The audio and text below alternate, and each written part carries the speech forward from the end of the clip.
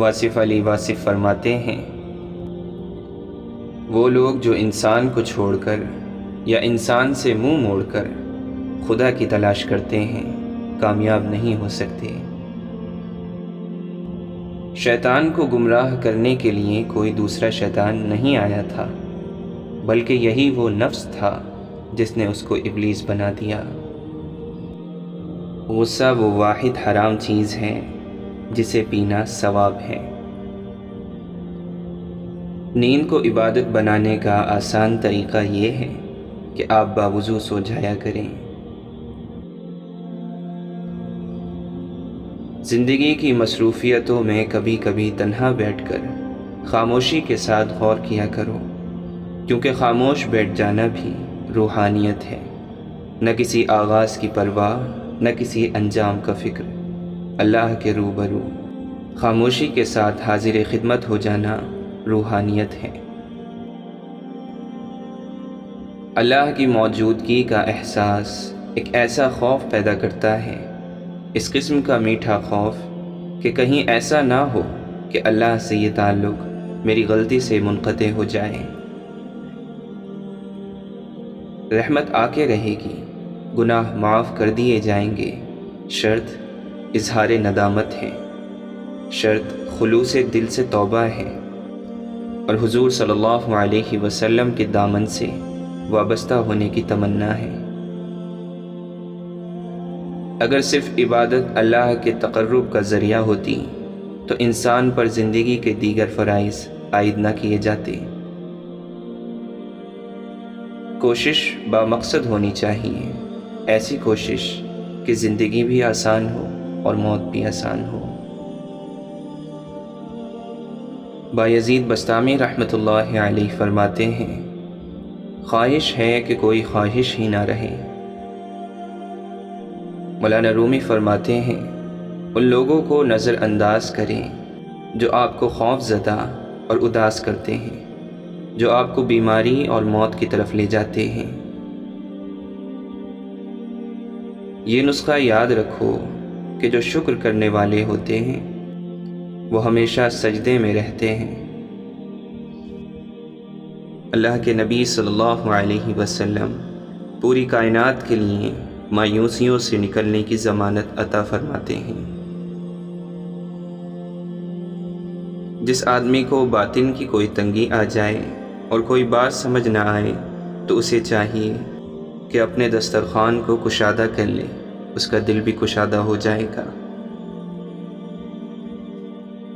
ہم اللہ سے وہ چیز مانگتے ہیں جسے ہم خود نہ حاصل کر سکیں، لیکن جس کا حاصل کرنا ممکن ہو۔ مثلا ہم یہ نہیں مانگتے کہ اللہ ہمیں پرندوں جیسے پر عطا فرما دے، کیونکہ یہ ممکن نہیں۔ ہاں البتہ یہ کہہ سکتے ہیں کہ اللہ ہمیں عشق کے پر لگا کر اڑا، کیونکہ یہ ممکن ہے۔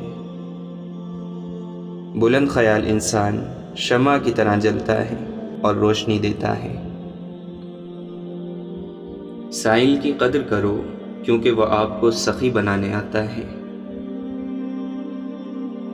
وہ دینے والا ہے، جب چاہے جسے چاہے اور جو چاہے دے دے۔ محبت چاہتی ہے، نہ کہ مہربانی۔ جس دل میں اللہ کی یاد ہو وہ دل اللہ کا ہوتا ہے۔ درود پڑھنے والے شخص پر درود پڑھنے کی دوران اگر رقت طاری ہو جائے تو سمجھو کہ جواب آ گیا۔ اپنے وجود سے نکلو تو یہ نفس ہے، اور محبت میں داخل ہو جاؤ تو یہ روح ہے، اور اللہ کی مشیت میں چلے جاؤ تو یہ نور ہے۔ کچھ لوگ زندگی میں مردہ ہوتے ہیں اور کچھ مرنے کے بعد بھی زندہ۔ غلط عمل ایک بچھو کی طرح انسان کے باطن میں موجود رہتا ہے اور اس کے بڑھاپے میں اسے اندر سے ڈستا رہتا ہے۔ دعا کی سب سے بڑی خوبی یہ ہے کہ جہاں دعا مانگنے والا ہے وہیں دعا منظور کرنے والا ہے۔ اگر آپ بآواز بلند دعا مانگیں تو وہ دور سے سنتا ہے، اور اگر آپ دل میں دعا مانگیں تو وہ وہیں موجود ہوتا ہے۔ امام زین العابدین رحمۃ اللہ علیہ دعا سے پہلے فرمایا کرتے تھے، اے اللہ، میں دعا صرف اس لیے مانگتا ہوں کیونکہ یہ تیرا حکم ہے، ورنہ میں کون ہوتا ہوں تجھے مشورہ دینے والا کہ میرے لیے کیا بہتر ہے۔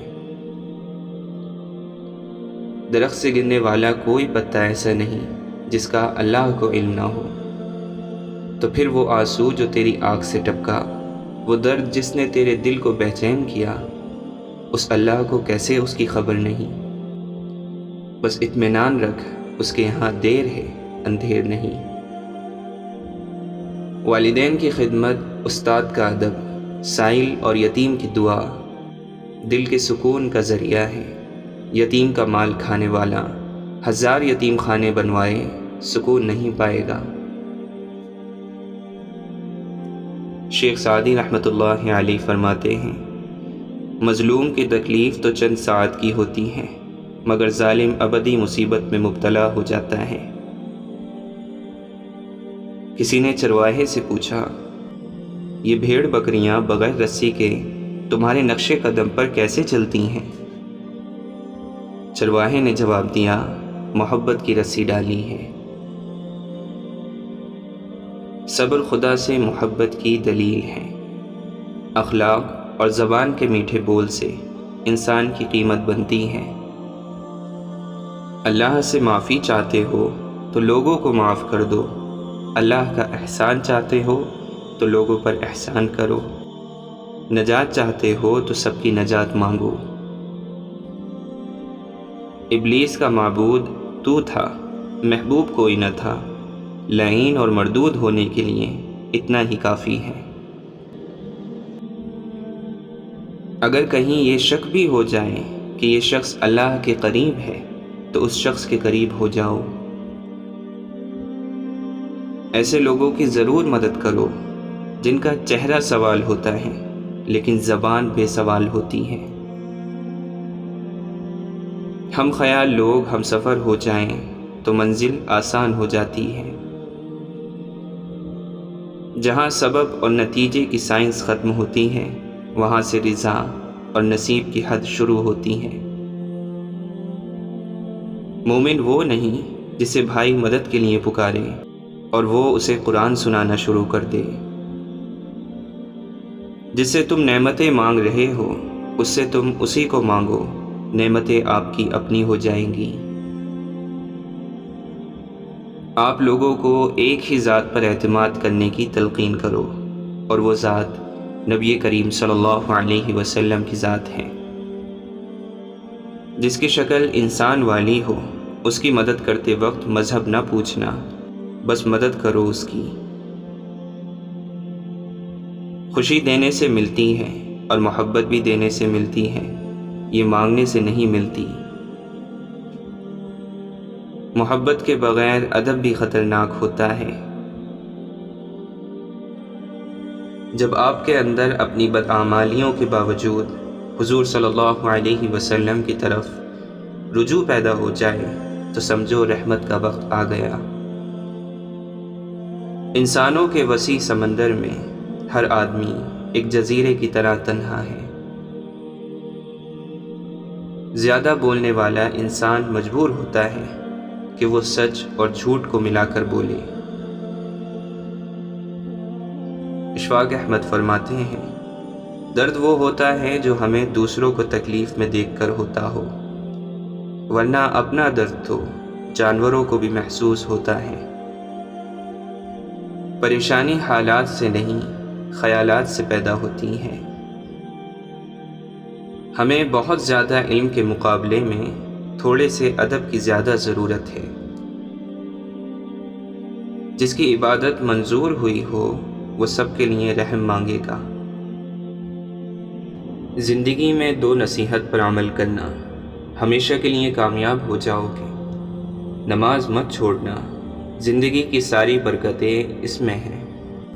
اپنی نظر کی حفاظت کرنا، کیونکہ گناہ کی بنیاد یہیں سے ہوتی ہے۔ لوٹ جاؤ اپنے رب کی طرف اور کہو، میں بھٹک گیا تھا،